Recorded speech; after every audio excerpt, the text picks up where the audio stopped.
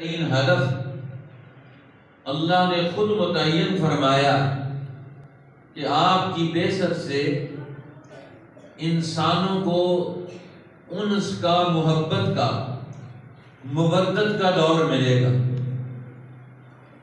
ان کا شعور بھی بلند ہو، ان کے اخلاق بھی بلند ہوں گے،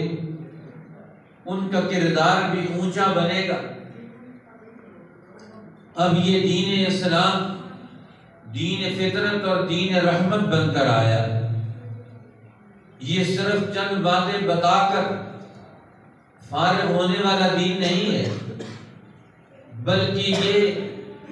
زندگی کے لمحہ لمحہ میں یہ انسانوں کو ہر مرحلے میں پوری اور کامل رہنمائی فراہم کرتا ہے۔ جہاں انہیں علم کی ضرورت ہے وہاں علم دیا جائے، جہاں عمل کی ضرورت ہے وہاں رہنمائی دی جائے، جہاں علم اور عمل پر تربیت کی، ٹریننگ کی ضرورت ہے، انسانوں کو تربیت دی جائے، ان کے اندر اہلیت پیدا کی جائے، یہ نہیں کہ ان کو ویسے چھوڑ دیا جائے۔ جس طرح ماں باپ اپنی اولاد کے لیے وہ کانشس ہوتے ہیں،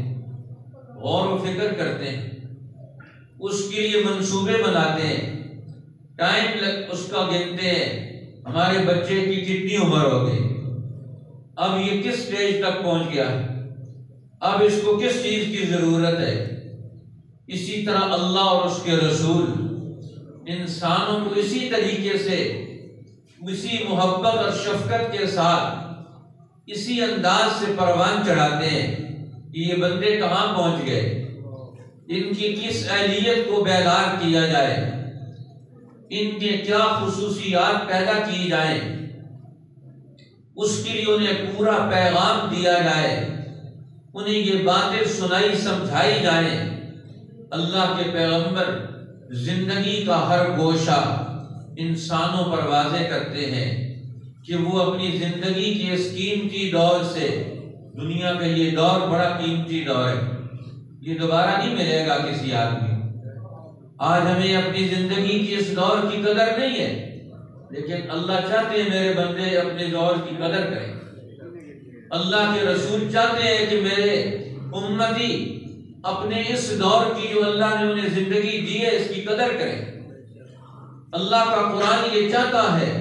کہ یہ بندے اس دور میں علم اور شعور اور عقل حاصل کریں، یہ فارغ نہ بیٹھیں، یہ اپنے دل و دماغ کو برے خیالات سے، شیطانی وسوسوں سے اور جھوٹے لوگوں کی جھوٹی باتوں سے آلودہ نہ کریں، یہ اپنے امور کو مرتب کریں، اپنے قریب آنے والوں کو نئی خصوصیات اور رہنمائی سے نوازیں۔ یہی گھریلو زندگی ہے، یہی اللہ کے پیغمبر کی ڈیوٹی ہے۔ قُلْ لَا أَسْأَلُكُمْ عَلَيْهِ أَجْرًا إِلَّا الْمَوَدَّةَ فِي الْقُرْبَى، کہہ دیجئے میرے پیغمبر ان لوگوں کو بتا دیجئے کہ میں تم سے نبوت کی اس محنت کا کوئی بدلہ اور مزدوری نہیں مانگتا، صرف یہ مانگتا ہوں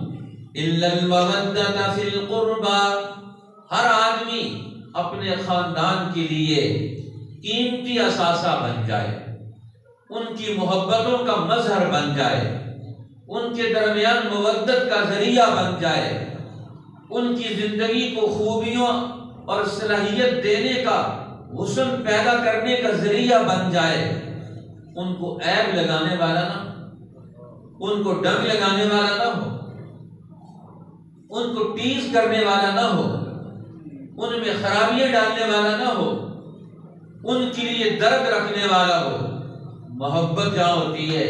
باپ کو محبت ہے تو وہ اپنی اولاد کا درد رکھتا ہے، ماں کو اپنی اولاد سے محبت ہے تو اس کے دل میں اولاد کے لیے دکھ اور درد ہوتا ہے، وہ کرب میں مبتلا ہوتی ہے اگر اس کا بیٹا بیمار ہو جائے، اس کا بیٹا غلط راستے پر چل جائے۔ اللہ کے نبی بھی دکھ میں مبتلا ہوتے ہیں، اور پھر وہ اپنے قریب آنے والوں میں بھی یہی صلاحیت پیدا کرتے ہیں، اہلیت پیدا کرتے ہیں کہ آنے والا دور ہر فرد سے امت کا آنے والا دور کیسا ہوگا، اس کی صلاحیتیں اس کے لیے کیسے استعمال ہوں۔ فتح مکہ پر جن لوگوں نے اپنے اپنے اسلام کا اظہار کیا، انہی میں سے امیر المومنین حضرت معاویہ ابن ابی سفیان رضی اللہ تعالی عنہ، عرب کا جلیل القدر نوجوان، بہادر اور باہمت نوجوان، 18 سال کی عمر تھی جب مکہ فتح ہوا، اور اللہ کے پیغمبر سے رابطوں میں تعلق میں آئے۔ رشتہ تو پہلے سے ہی تھا، شروع دن سے ہی آپ کی بہن حبشہ کے اس سفر میں، سفر ہجرت حبشہ میں، حضرت ام حبیبہ رضی اللہ تعالی عنہ ام المومنین رملہ بنت ابی سفیان وہ ہجرت کر کے وہاں گئیں، اور ان کے خاوند وہاں وہ اکیلی رہ گئی۔ اللہ کے پیغمبر نے ان کو وہاں اس قسم کرسی میں تنہائی میں سے نکال کر نکاح کا پیغام بھیجا، اور نجاشی نے، حبشہ کے بادشاہ نے حضور علیہ السلام کا نکاح پڑھایا، اور ام المومنین حضرت ام حبیبہ رضی اللہ تعالی عنہ کا مہر بھی اپنی طرف سے کئی 100 دینار ادا کر کے اللہ کے پیغمبر کی خدمت میں اپنی کئی لونیوں کے ساتھ سفر میں ان پر روانہ کر کے حضور کے پاس بھیج دیا۔ رشتہ تو پہلے سے ہی موجود تھا، لیکن ہلکا بگوش اسلام ہوئے 18 سال کی عمر میں، اور اللہ کے پیغمبر نے انہیں ہجرت کی اجازت دی، کیونکہ اسلام پہلے سے لا چکے تھے۔ فتح مکہ کے بعد سوائے چند لوگوں کے کسی کو بھی اللہ کے پیغمبر نے ہجرت کی اجازت نہیں دی، سوائے ابو سفیان کے اور حضرت معاویہ رضی اللہ تعالی عنہ کے، ان کو ہجرت کی بھی اجازت دی، اور ان کو ڈیوٹیاں اور ذمہ داریاں بھی دیں، وحی کی کتابت کے امور بھی سر انجام دینے کے لیے ان کو ذمہ دار بنایا۔ اللہ کے پیغمبر کے پاس آنے والے عرب کے وفود، ان کے امور کی نگرانی بھی ان کے سپرد کی۔ اپنی قومی اور اجتماعی ذمہ داریوں کو صحیح طریقے سے نبھانے کے لیے حضرت معاویہ کو ذمہ دار بنا کر، نوجوان ہے، اللہ کے پیغمبر نے یہ اپنی وفات تک قریب ترین رکھا کہ ہر وقت جہاں ضرورت پیش آتی فوراً بلا کر ذمہ داری دے دیتے۔ حدیث پاک میں آتا ہے کہ ایک دفعہ اللہ کے پیغمبر کو وضو کرا رہے ہیں، اور وضو کرا رہے ہیں، اللہ کے پیغمبر معاویہ کو دیکھ رہے ہیں، فرمایا معاویہ وضو کراتے ہوئے اللہ کے پیغمبر ان کے اگلے دور کو دیکھ رہے ہیں، ان کی صلاحیتوں کو اگلے دور کے لیے رہنمائی دے رہے ہیں کہ تمہیں اگلے دور میں کیسے کردار ادا کرنا چاہیے۔ اللہ کے پیغمبر ان کو وضو کے دوران فرمایا معاویہ ان ولیتا امر الناس، اگر تو لوگوں کے معاملات کا والی بن گیا، اگر تو حاکم بن گیا، اگر تو امیر بن گیا، اگر تو ذمہ دار بن گیا، تو خیال رکھنا لوگوں کے حقوق کا، ان کے درمیان انصاف قائم رکھنا۔ اب اللہ کے پیغمبر تربیت دے رہے ہیں، وہ والی کب بنے؟ حضرت معاویہ کو حضرت عمر رضی اللہ تعالیٰ عنہ کے زمانے میں سب سے پہلے ایک علاقے کی ولایت اور امارت دی گئی، اور پھر اگلا دور ان کا لمبے عرصے کے بعد آیا۔ لیکن اللہ کے پیغمبر دیکھ رہے ہیں کہ میرے قریب آنے والے لوگ یہ اگلے دور میں کن ذمہ داریوں کو نبھائیں گے، یہ امت کو اور ان لوگوں کے امور کو کیسے چلائیں گے، کیسے ان معاملات کو نبھائیں گے، اس کا اسلوب بتا رہے ہیں، اس کے اصول سمجھا رہے ہیں۔ اللہ کے پیغمبر وضو کر رہے ہیں، اور وضو کرتے ہوئے معاویہ بن ابی سفیان کو خلافت اور امارت کے اصول سمجھا رہے ہیں۔ یہ حکومتی نظام، اجتماعی معاملات، انسانی زندگی، وہ عدل و انصاف کی اصولوں پر چلتی ہے، وہ انصاف کرنے سے قائم رہتی ہے، وہ عدل کرنے سے قائم رہتی ہے، وہ لوگوں کے حقوق کا تحفظ کرنے سے قائم رہتی ہے۔ لہذا تمہیں اگلے دور میں اپنی ان ذمہ داریوں کو عدل و انصاف کے اصولوں پر لانا پڑے گا، تبھی تو یہ امر مملکت، یہ اجتماعی زندگی،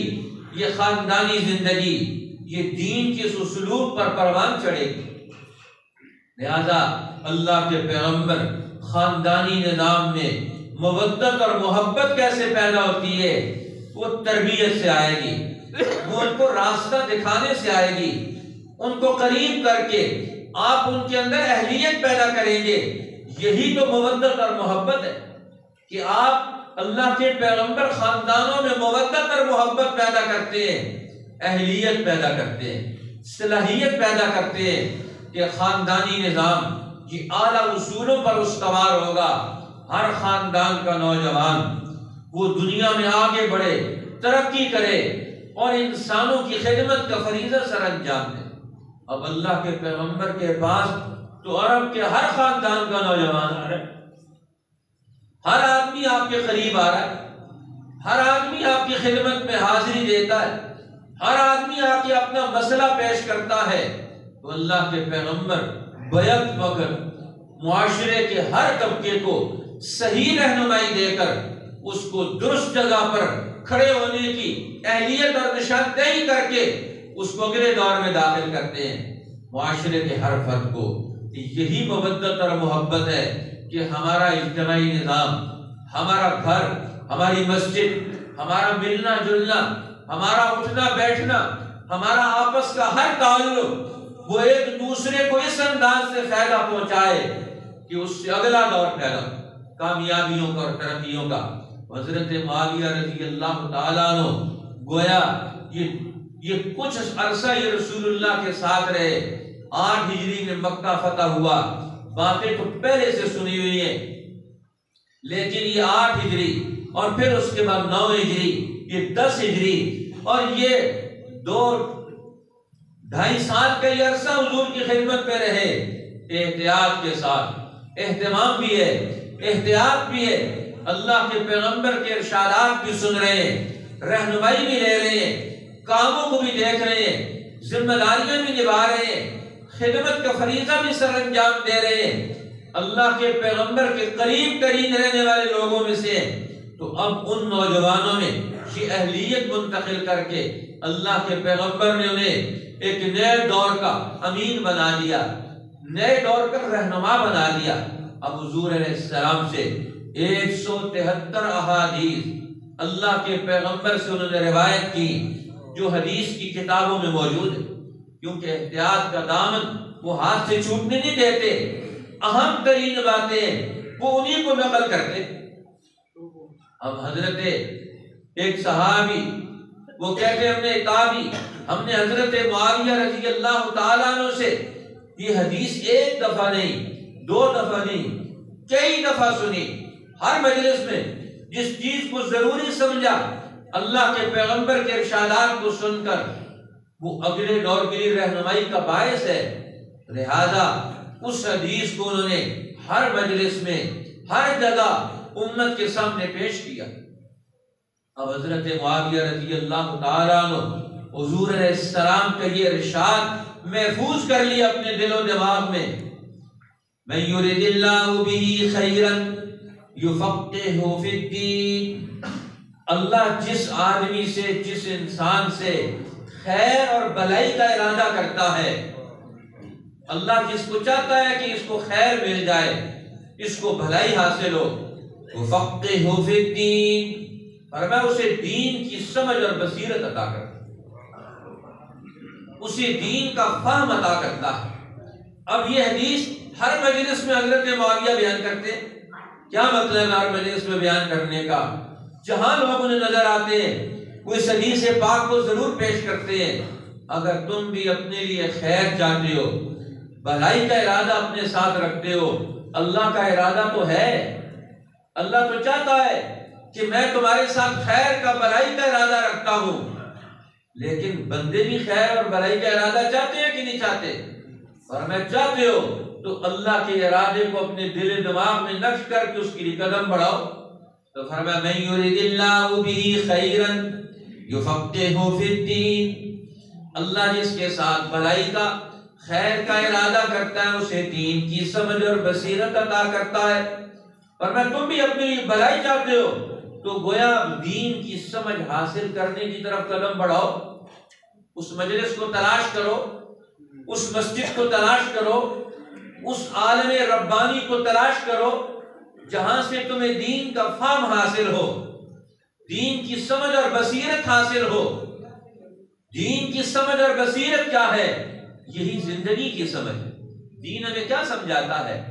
یہ تو زندگی کے حقائق اور واقعات سمجھاتا ہے، زندگی کی الجھنوں سے نکلنے کا طریقہ بتاتا ہے، اس کے لیے اہلیت بتاتا ہے، اس کے لیے صلاحیت عطا کرتا ہے، یہی تو دین سمجھاتا ہے۔ لہذا دین حق کی اہلیت یہ انسان اس کا ارادہ کرے گا، اس کے دل و دماغ میں یہ منتقل ہوگی، تو گویا مودت اور محبت یہ سمجھ اور بصیرت کے ساتھ، یہ جو ایسی محبت ہوتی ہے نا جس کی تہ میں کوئی عقل نہ ہو، کوئی حکمت نہ ہو، یہ بڑا نقصان ہو جاتی ہے ایسی محبت۔ وہ کہتے ہیں تاریخ میں ادباء عرب نے یہ تمثیلی طور پر یہ واقعہ بیان کیا کہ اگر کسی جاہل کو کسی سے محبت ہو جائے تو پھر اس کا وہ کیا حشر نشر کرتا ہے۔ کہتے ہیں ایک بادشاہ کا باز تھا، وہ باز کہیں اڑ گیا بادشاہ کے پاس، اور اڑ کے چلا گیا۔ ایک بڑھیا نے اپنی جھونپڑی میں دیکھا کہ باز وہاں بیٹھا، اسے پکڑ لیا۔ اب بڑھیا کو اس پر بڑا ترس آیا، بڑی محبت آئی، اور اس نے دیکھا کہ یہ باز یہ بیچارہ پتہ نہیں کن نائل لوگوں میں تھا، اس کی چونچ بھی بڑھ گئی۔ اس نے کینچی لے کر اس کی چونچ کاٹ ڈالی۔ پھر اس نے دیکھا کہ اس کے پر بھی بڑے ہوئے، اس نے کہا ان لوگوں نے کبھی اس کا خیال ہی نہیں کیا۔ اب اس نے لے کر اس کے پر بھی کاٹ ڈالے، اور پھر اس کے بعد دیکھا کہ اس کے پونچے، اس کے پاؤں، اس کے ناخن بڑے ہوئے۔ بڑھیا نے محبت میں کینچی لے کر اس کے پاؤں کے ناخن بھی کاٹ ڈالے۔ اب اس پرندے کے پاس، اس باز کے پاس یہی تو تین بڑے ہتھیار تھے جس سے وہ اپنی زندگی گزارتا تھا، اپنی اہلیت کا اظہار کرتا تھا، اپنی پرواز جاری رکھتا تھا۔ اب ایک جاہل مودت اور محبت نے اس کا حشر نشر کر دیا۔ اب بادشاہ نے اپنے کارندے دہرائے کہ دیکھو ہمارا بڑا قیمتی باز تھا، اس کو تلاش کر کے لاؤ، کہ وہ اپنا مقام چھوڑ کر کہیں چلا گیا۔ اب دیکھا ڈھونڈتے ڈھانڈتے شہر سے باہر نکلے تو بڑھیا کے پاس وہ باز مل گیا۔ وہاں سے لے کر آئے، چونچ کٹی ہوئی ہے، پر کٹے ہوئے ہیں، اور پاؤں کے ناخن کٹے ہوئے ہیں۔ اب نہ اڑ سکتا ہے، نہ کھا سکتا ہے، نہ شکار کر سکتا ہے، اور نہ کوئی چیز پکڑ سکتا ہے۔ بادشاہ نے کہا نہ اہل لوگوں کے پاس جائے گا تو تیرا یہی حشر ہوگا، نہ تیری عظمت کو پہچانے، نہ تیری حقیقت کو جانے، نہ تیری زندگی کے تقاضوں کو وہ سمجھے، اور جب تو ان کے پاس رہے گا تو تیرا کیا حشر نشر ہوگا۔ اس لیے اللہ کے پیغمبر آپ کی نبوت کا یہ ہدف اور مقصد لگایا گیا، لا اسألکم علیہ اجرا الا المودۃ فی القربى، میں تم سے یہی بدلہ اور مزدوری مانگتا ہوں اپنی نبوت کی محنت کا، کہ تمہارے خاندانی نظام میں ایک دوسرے کی محبت اور عظمت پیدا ہو جائے، احترام اور تحفظ وجود میں آ جائے۔ لیکن اس مودت اور محبت کی بیک پر، اس کی تہ میں یہ علم الہی کار فرما ہو، یہ دین کا تفکر بصیرت کار فرما ہوگی۔ یہ بڑھیا والی محبت نہیں ہوگی کہ اپنے بچوں کو برباد کریں۔ آج ماں باپ نے اپنے بچوں کو دینے کی اہلیت نہیں، ان کو سمجھنے کی اہلیت نہیں دی۔ آج ہمارے بچوں کے تقاضے کیا ہے، ان تقاضوں کو کیسے پورا کیا جائے گا، کن مصنوعی چیزوں میں پھنسے ہوئے، وہاں سے ہم انہیں کیسے واپس نکالیں گے۔ اب اپنے بچوں کو کس اہلیت، مودت، محبت بھی ہو اور عقل اور حکمت بھی ہو کہ جس سے ہم ان کو بچائیں، اس لیے حضرت علی رضی اللہ تعالیٰ عنہ کا یہ مقولہ بڑا مشہور ہے کہ اگر آپ کے بچے کو سانپ نے دبوچ لیا ہو، اب ایسے موڑ پر کہ سانپ سے آپ نے اپنے بچے کو بچانا، اب سانپ کو مارنا ہے، بچے کو نہیں مارنا، تو اب یہاں آپ کے اندر وہ حکمت اور عقل آنی چاہیے، محبت بھی ہو اور ساتھ حکمت اور دانائی بھی، کہ سانپ مر جائے اور بچہ اس کے چنگل سے آزاد ہو جائے۔ اب یہ علم اور حکمت اللہ کے پیغمبر نے اپنی جماعت کو منتقل کیا۔ حضرت معاویہ رضی اللہ تعالیٰ عنہ، ان کا یہی وہ بڑا کمال تھا۔ حضرت عمر بن الخطاب رضی اللہ تعالیٰ عنہ جیسا جلیل القدر انسان، وہ فرماتے ہیں ان کا علم اور حلم اتنا بڑا ہے، ما احلم معاویہ، معاویہ کتنا حلیم ہے۔ فرمایا وہ خود ہی کہا کرتے تھے جس کا میرے ساتھ ایک بال کے برابر بھی رشتہ اور تعلق ہے، میں ایک بال کا رشتہ بھی نہیں ٹوٹنے دیتا۔ رشتے توڑنے کے لیے نہیں ہوتے، آج ہم فوراً رشتہ جھاڑ جھوڑ کے اٹھ کے چلے جاتے ہیں، بھائی بھائی کو چھوڑ کے چلا جاتا ہے، پڑوسی پڑوسی کو چھوڑ کے چلا جاتا ہے، خاوند فوراً طلاق دے کے فارغ ہو جاتا ہے، مسئلہ کوئی ہوتا ہے فوراً رشتے قربان ہو جاتے ہیں۔ یہ رشتے قربان ہونے کے لیے نہیں دیے گئے، یہ رشتے تو تحفظ کے لیے دیے گئے۔ اللہ کے نبی ان رشتوں کے تحفظ کا پیغام اور پروگرام لے کر آئے کہ ان رشتوں کو دباؤ سے نکالا جائے، جہالتوں سے نکالا جائے، ان رشتوں کو غفلتوں سے نکالا جائے، ان رشتوں کا احترام اللہ رب العالمین کے تعلق اور رشتے کے بنیاد پر وہ عینک لگا کر اس کو دیکھا جائے کہ اللہ اپنے بندوں کے ساتھ کس قسم کا تعلق رکھتا ہے، رحمت کا، پیار کا، محبت کا، شفقت کا، ان کی ایک ایک ضرورت کو پورا کرنے کا۔ کائناتیں اللہ نے پیدا کر دی اپنے بندوں کی ضرورت کے لیے، لیکن آج بندہ بندے کی اہمیت ہی نہیں سمجھے۔